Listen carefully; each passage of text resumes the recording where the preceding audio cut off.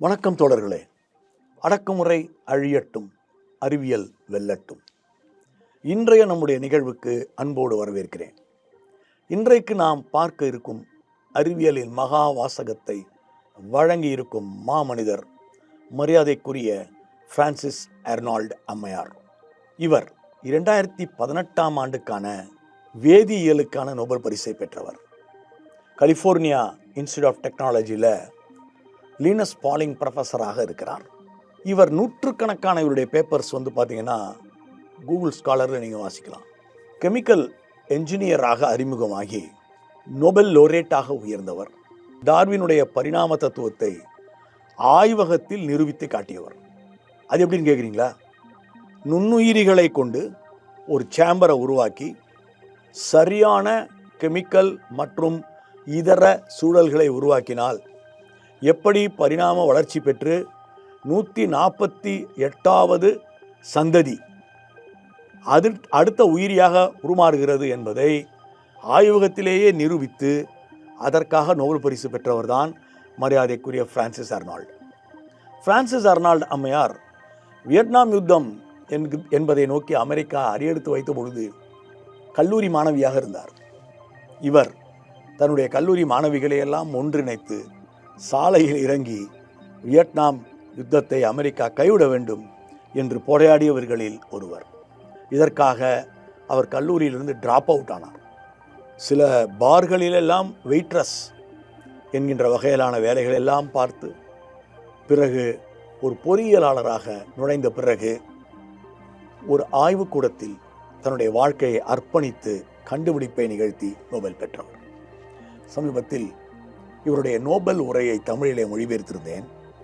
அதிலே இவர் சொல்லுகின்றார், ஒவ்வொரு குழந்தைக்கு உள்ளும் ஒரு அறிவியல் தேடல் என்கின்ற விதை உள்ளது. இந்த விதையை முளைக்க வைக்கத்தான் நமக்கு கல்வி தேவை. நாம் அறிவியலை ஊக்கப்படுத்தாத கல்வியை கைவிட்டு குழந்தையின் மனதிற்குள் இயல்பாகவே விதைக்கப்பட்டிருக்கும் கேள்வி எனும் மனதை விழிப்புற வைக்க வேண்டும் என்று மிக சிறப்பாக ஒரு மகா வாக்கியத்தை குறிப்பிடுகிறார். இந்த மகா வாக்கியத்தோடு நாம் இன்றைய நம்முடைய நிகழ்வுக்குள் நுழைவோம். இன்றைய நம் நிகழ்வில் நாம் அறிந்து கொள்ளப் போகும் இன்றைய விஞ்ஞானி ஆசாத் உல்லா கான்.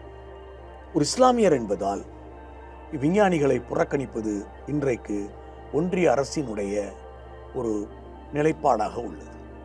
விருது கொடுக்கப்படுபவர்கள் கூட யார் என்று பார்க்கின்ற தலையீடுகள் இன்று அதிகரித்து விட்டன.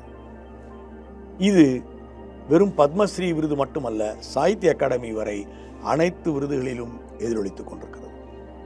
இப்படித்தான் முதலில் தன் நாட்டின் விருதுகளை எல்லாம் 5 ஆண்டுகளுக்கு நிறுத்தி வைத்தான் ஹிட்லர். அந்த பாதையை நோக்கி நாம் போய்கொண்டிருக்கிறோம்.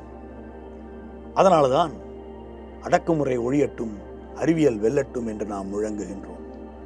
ஆசாத் உல்லா கான் அலிகார் இஸ்லாமிய பல்கலைக்கழகத்தின் அற்புத அறிவியல் அறிஞர். அவர் சார்ந்திருக்கும் நுண்ணுயிரி இயல் லேப், இந்த லேப்ல அழகான ஒரு விஷயத்தை செய்து தலைமை நகரமாக இருக்கும் புதுடில்லியை காப்பாற்றியவர் ஆசாத் உல்லா கான். உயிரி தொழில்நுட்பத்துறையில் முதன்மை விஞ்ஞானியாக இருக்கும் ஆசாத் உல்லா கான் பல் மருந்து எதிர்ப்பு கிருமி என்று அழைக்கப்படும் மல்டி ட்ரக் ரெசிஸ்டன்ட் பக் என்கின்ற ஒரு நோய் கிருமி டெல்லியை தாக்கியதை உணர்ந்தார். பாதாள சாக்கடைகளின் வழியாக தலைநகரத்தை இந்த நுண்கிருமி தாக்கியது. இந்த நுண்கிருமியால் பாதிக்கப்பட்டவர்கள் ராஷ்டிரபதி பவனிலும் இருந்தார்கள், சாதாரண பொட்டிக்கடையிலும் இருந்தார்கள். இவர்களுக்கு தொடர்ந்து வயிற்றுப்போக்கு ஏற்படும். கிட்டத்தட்ட 5வது நாள் வரை தொடரும் வயிற்றுப்போக்கு கடும் காய்ச்சலாக மாறும். இந்த காய்ச்சலை நீலக்காய்ச்சல் என்று அவர் அழைத்தார். இந்த காய்ச்சலின் முடிவில் இருதயமோ அல்லது மூளையோ செயலிழக்கும். இந்த வகையான மிக கொடூரமான காய்ச்சலை ஏற்படுத்துவது எது என்பதை முதலில் கண்டறிந்து அறிவித்தவர் ஆசாத் உல்லா கான். இந்த நுண்ணுயிரி எந்த மரபணுவை பாதிக்கிறது என்பது அடுத்து அவருடைய கண்டுபிடிப்பாக இருந்தது. உலக அளவில் அற்புதத்தை நிகழ்த்தியது அவர் கண்டுபிடிப்பு. நுண்ணுயிரிகள் மரபணுக்களை பாதிக்கின்றன. எந்த மரபணுவை நுண்ணுயிரி பாதிக்கப் போகிறதோ அந்த மரபணுவை துல்லியமாக கண்டுபிடித்து துல்லிய மரபணுவியல் சிகிச்சை என்கின்ற ஒரு ஜெனட்டிக் மெடிக்கல் சிஸ்டம், இதன் மூலம் புதுடில்லியில் தீர்வை நோக்கி எடுத்துச் சென்று அனைவரையும் காப்பாற்றிய பெருமைக்குரிய ஆசாதுல்லா கான் இன்றைக்கும் கூட அதே அலிகார் இஸ்லாமிய பல்கலைக்கழகத்தில் பெரும் பேராசிரியராக பணியாற்றி கொண்டிருக்கிறார், எந்த விதமான அங்கீகாரமும் இல்லாமல். ஒரு அரசு இப்படிப்பட்ட மாமனிதர்களை அங்கீகரிப்பது அதன் கடமை என்பதை உணர வேண்டும். விரைவில் ஆசாதுல்லா கானுக்கான அங்கீகாரம் வரட்டும் என்று வாழ்த்தி நாம் அடுத்த நம்முடைய நிலைக்கு செல்வோம். இப்போது நாம் நம்முடைய இன்றைய நிகழ்வின் அடுத்த முக்கியமான நிகழ்ச்சிக்கு செல்கின்றோம். இந்தியாவினுடைய அற்புதமான அறிவியல் அமைப்புகள். இந்த அமைப்புகளை போராடி கட்டமைத்தவர்கள் யார்? இந்த கட்டமைப்புகளில் நம்ம இடம் என்ன? முதலில் இந்தியாவில் அறிவியல் கட்டமைப்பு அல்லது அறிவியல் இயக்கம் அல்லது அறிவியல் அமைப்பு என்பது தமிழ்நாட்டில் தான் கட்டமைக்கப்பட்டது என்று நான் இதற்கு முந்தைய நம்முடைய சந்திப்பில் சொன்னேன். இப்போது நாம் எடுத்திருக்கும் மிக முக்கியமான இந்தியாவின் முதல் அற்புதம் என்றால் அது த ஏசியாட்டிக் சொசைட்டி. த ஏசியாட்டிக் சொசைட்டி என்பது எத்தனையோ ஆண்டுகளுக்கு முன் உருவாக்கப்பட்டது. ஒரு இதழை இவர்கள் நடத்தியிருக்கிறார்கள். 1798 1842 வரையில் ஏசியாட்டிக் சொசைட்டி இதழ் என்று ஒரு அறிவியல் இதழே வந்திருக்கிறது. அறிவியலில் இதழ் நடத்தி ஆய்வு கட்டுரைகள் வெளியிட வேண்டும் என்றால் எப்படி ஒரு போராட்டத்தை இவர்கள் சந்தித்திருக்க வேண்டும். சர் வில்லியம் ஜோன்ஸ் என்று 1784 மாகாண நீதிபதியாக ஒருவர் இருக்கிறார். அவர் பல மொழிகள் கற்ற ஒரு ஜீனியஸ். கிரேக்கம், லத்தீன், பர்சியன், அரபிக், ஹிப்ரு இவற்றோடு ஆங்கிலமும் அவருக்கு தெரியும். முன்பெல்லாம் அறிவியல் ஆய்வு கட்டுரைகளை லத்தீன் மொழியில் தான் எழுதி கொண்டிருந்தார்கள். முதலில் ராயல் சொசைட்டி லண்டன் ஆய்வு கட்டுரை என்கின்ற ஒன்றை தொடங்கி வைத்த பொழுதே த ப்ரொசீடிங்ஸ் ஆஃப் ராயல் சொசைட்டியில் முதல் 5-6 ஆண்டுகள் லத்தீன் மொழியில் எழுதப்பட்ட ஆய்வு கட்டுரைகள் தான் வெளிவரும். நியூட்டன் தன்னுடைய பிரின்சிபியா முழு புத்தகத்தையுமே லத்தீன் மொழியில் தான் எழுதினார். லத்தீன் மொழியில் எழுதி கொண்டிருந்த ஒரு காலகட்டத்தை இந்தியாவிலே ஆங்கிலம் எழுதுகின்ற காலகட்டமாக மாற்றி அமைத்த பெருமை சர் வில்லியம் ஜோன்ஸ் என்கிற இந்த மாமனிதரை சேரும். இவர் ஒரு நீதிபதியாக இருந்தார். வங்காளத்தையும் சீன மொழியையும் கற்றுக்கொண்டிருந்தார். இவர் வில்லியம் ஜோன்ஸ் என்கின்ற ஒரு கணிதவியல் மேதையின் மகன். பை என்பதற்கான சிம்பலை வழங்கியவர் அந்த வில்லியம் ஜோன்ஸ்.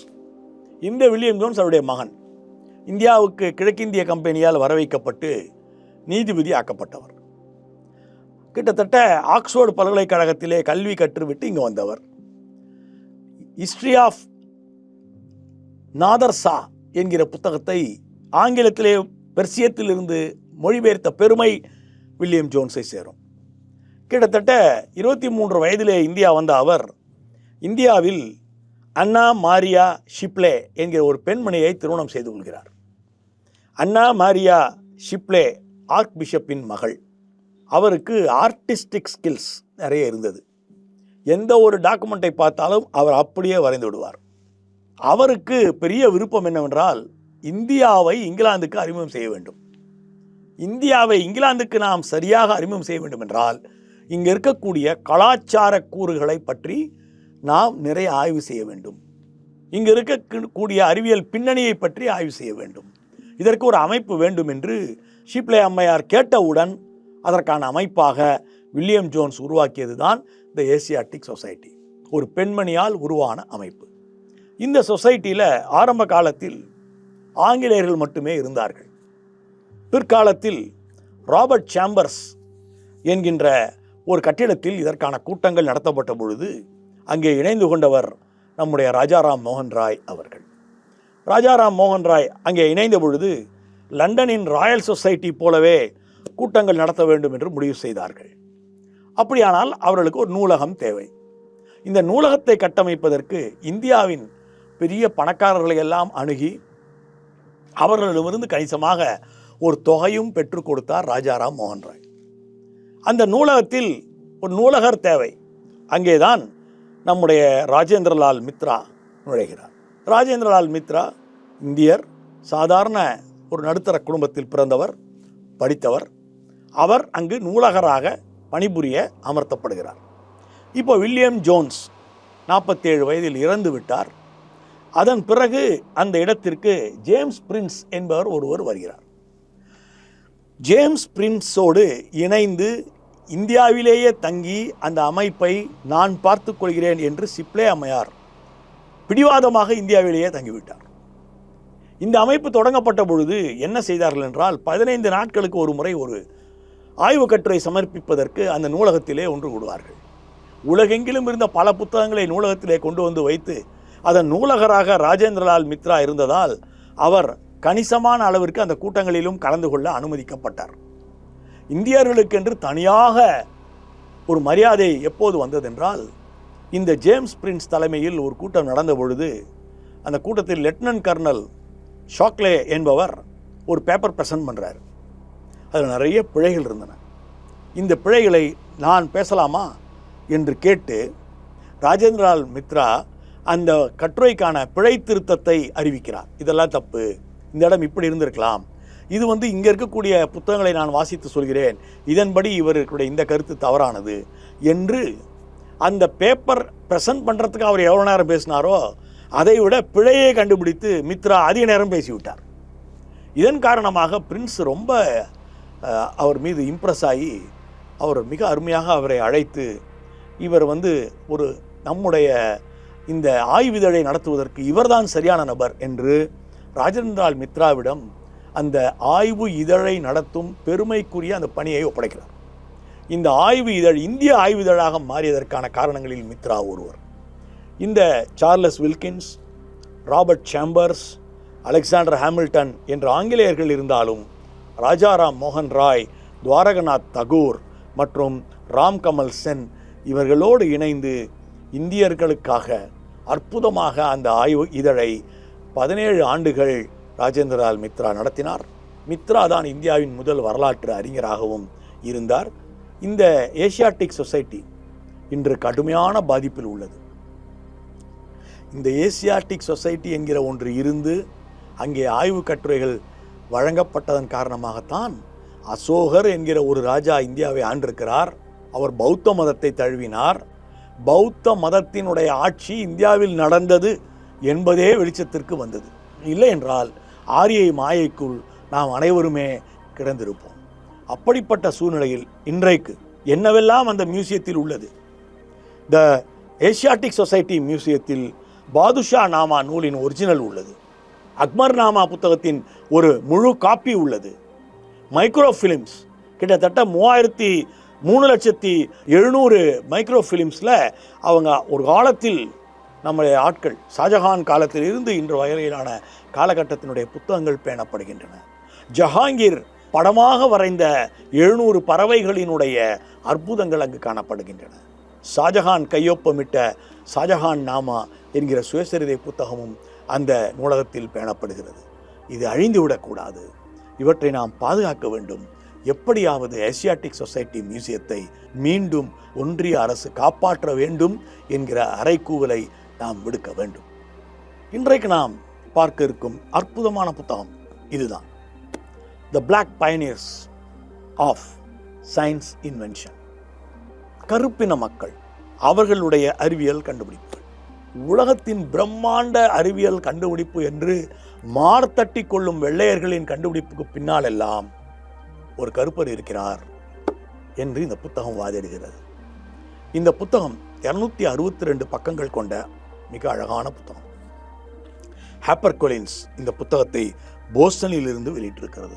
லூயிஸ் ஹபர் எழுதிய இந்த புத்தகத்தில் 7 விஞ்ஞானிகளின் அற்புத போராட்டங்கள் அடங்கியிருக்கின்றன. லூயிஸ் லாட்டிமர் என்கிற ஒரு அறிஞர். இந்த லூயிஸ் லாட்டிமர் அடிமையாக பிறக்கிறார். அவரை ஒரு ஸ்லேவாக விற்கிறாங்க. 2-3 பேரிடம் கைமாறி எடிசன் லேபுக்கு அவர் வர்றார். எடிசன் லேபில் அவருக்கு டெய்லி என்ன வேலைன்னா எடிசனோடு கூட இருந்து ஒர்க் பண்ணணும். எடிசன் விற்று சென்ற பணி இதெல்லாம் நீ செஞ்சு வைக்கணும் அது சொல்லிட்டு போவார். அதை செய்து வைக்கணும். பிறகு லேபை க்ளீன் பண்ணி வைக்கணும். இந்த வேலையில் அவர் 20 ஆண்டுகள் ஈடுபட்டு இருக்கிறார். இந்த 20 ஆண்டுகள் முழுமையாக ஈடுபட்ட பிறகு எடிசனுடைய அந்த ஆய்வகத்தில் ஒரு நாள் எடிசன் துடிதுடித்து கொண்டிருக்கிறார். எவ்வளவு முயற்சி செஞ்சாலும் அந்த பல்பு அரை மணி நேரத்துக்கு மேலே எரிமடையுது. அரை மணி நேரம் டப்புன்னு போயிடுது. ஏன்னா அதில் அவர் கார்பன் பயன்படுத்துகிறார். கார்பன் வேண்டாம், வேறு ஏதாவது பயன்படுத்தி பார்ப்போம் என்று எடிசன் 3 நாளைக்கு நியூயார்க் நகருக்கு சென்ற பிறகு இந்த நம்முடைய லாட்டிமர் அழகாக உட்கார்ந்து ஒரு வேதிப்பொருளாக பயன்படுத்தி பார்க்கிறார். கடைசியில் டங்ஸ்டன் வெல்கிறது. டங்ஸ்டன் போட்ட பொழுது கிட்டத்தட்ட 27 மணி நேரம் அந்த பல்பு எரிந்தது. எடிசன் வந்ததும் அதை அவர் அறிவிக்கிறார். எடிசன் சென்று அதை தன் கண்டுபிடிப்பாக அறிவித்து புகழ் பெறுகிறார். இதுதான் லாட்டிமரின் கதை. அதே போல உலகத்தில் டிராஃபிக் லைட் இன்னைக்கு ரொம்ப ஃபேமஸ். அதில் சிவப்பு, மஞ்சள், பச்சை. இந்த விஷயத்தில் கேரட் மார்கன் என்கிற ஒரு பெயரை சொல்கிறார்கள். பிரான்ஸ் நாட்டில் ஒரு ஆய்வகத்தில் அவர் தீவிரமாக ஆய்வு செய்து கொண்டிருந்த பொழுது அந்த சாலையில் அடிக்கடி விபத்து நடப்பதை பார்க்கிறார். சாலைக்கே சென்று அவர் அழகாக ஒரு விஷயத்தை கட்டமைக்கிறார். முதல்ல டிராஃபிக் லைட்டை அங்கே தான் அமைக்கிறார். அவர் ஒரு கருப்பிந்தியர், அவர் ஒரு கருப்பர். அது மட்டுமல்ல, அடிமைக்கு அடிமையின் மகனாக பிறந்தவர். அவருடைய தாய் முழுமையான அடிமை, அவருடைய தந்தை விடுதலையான அடிமை. அப்போல்லாம் பார்த்தீங்கன்னா பால்டிமோரில் 2 வகையான கருப்பர்களும் இருந்தார்கள். விடுதலையான அடிமை, ஒரு அடிமையாக இருக்கும் கருப்பின பெண்ணை திருமணம் செய்து கொண்டால் அந்த பெண் அடிமை முறையிலிருந்து மீட்கப்படுவார். அப்படி திருமணம் செய்து கொண்டவர்களுக்கு மகனாக பிறந்தவர் நம்முடைய அருமையான கேரட் மார்கன். கேரட் மார்கன் முதலில் கண்டுபிடித்தது தான் டிராஃபிக் லைட்ஸ். இதை கண்டுபிடித்த அந்த விஷயத்தோடு அவர் நிறுத்தவில்லை. ஊராக சென்று கிட்டத்தட்ட பிரான்ஸில் இருக்கிற 17 நகரங்களுக்கு போனாராம் அவர். ஒவ்வொரு ஊர்லேயும் போய் அதை கட்டமைச்சு நிறுத்திடுவார். டிராஃபிக் அழகாக எந்த விதமான பிரச்சனை இல்லாமல் போவதை அரசாங்கத்துக்கு விளக்குவார். 17 ஊர்களில் போய் விளக்கின பிறகு தான் அதில் ஒரு ஊரில் எந்த ஊர்லலாம் போய் இவருக்கு பெரிய பணக்காரர்கள் உதவி செய்து அதை செய்யறதுக்கு முன் வந்தாங்களோ அதில் 3 பணக்காரன் அதை ஏன் கண்டுபிடிப்புன்னு பதிவு பண்ணிடுறான். இது வரலாற்றில் நடக்குது. அந்த 3 பேருக்குள்ளே அடிச்சுக்கிறாங்க. அப்போ கோர்ட்டு தான் கடைசியாக இல்லை இதை கண்டுபிடித்ததே மார்கன். அவர் படிக்காதவராக இருக்கலாம், ஆனால் அவருடைய கண்டுபிடிப்பு இது என்று பதிவு செய்கிறது. இல்லைனா நமக்கே தெரிஞ்சிருக்காது. அடுத்தது ஓப்பன் ஹார்ட் சர்ஜரி. அமெரிக்கர்களும் நம்முடைய இங்கிலாந்தை சேர்ந்தவர்களும் நாங்கள் தான் செஞ்சோம் என்று அலட்டிக் கொள்கிற இந்த ஓப்பன் ஹார்ட் சர்ஜரியை கேஷுவலாக பண்ண பெருமை டாக்டர் டேனியல் ஹேல் வில்லியம்ஸ் என்பவரை சேரும். இந்த டாக்டர் டேனியல் ஹேல் வில்லியம்ஸ் இவர் முதலில் மெடிக்கல் முடித்த நீக்ரோ. இவர் தான் மிக தைரியமாக ஒரு ஓப்பன் ஹார்ட் சர்ஜரியை பன்றிகளுக்கு நடத்துகிறார். நடத்தி முழுமையாக இதயம் மாற்றப்பட்ட ஒரு பன்றி பார்த்தீங்கன்னாக்க 100 ஆண்டுகளுக்கு மேல் உயிர் வாழ்கிறது. அதுக்கு பிறகு தான் அடுத்தடுத்த உயிரிகளுக்கு வருகிறார்கள்.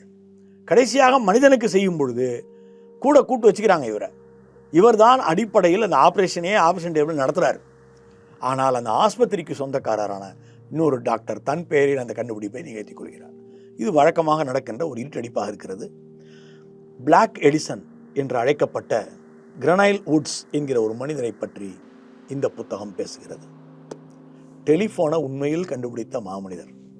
1856 பள்ளிக்கூடத்துக்கே போகாமல் டக்ளஸுடைய புத்தகம் படித்திருப்பீர்கள். அமெரிக்க கருப்பு அடிமையின் சுயசரிதை அவரே எழுதியது என்கிற தலைப்பில் நான் அதை தமிழில் மொழிபெயர்த்திருக்கிறேன். அந்த டக்ளஸ் எப்படி விடுதலையாவதற்காக ஊரை விட்டும் நாட்டை விட்டும் ஓடுவார். அப்படி ஓடி வந்தவர் கேன்வைல் வுட்ஸ் என்பவர்.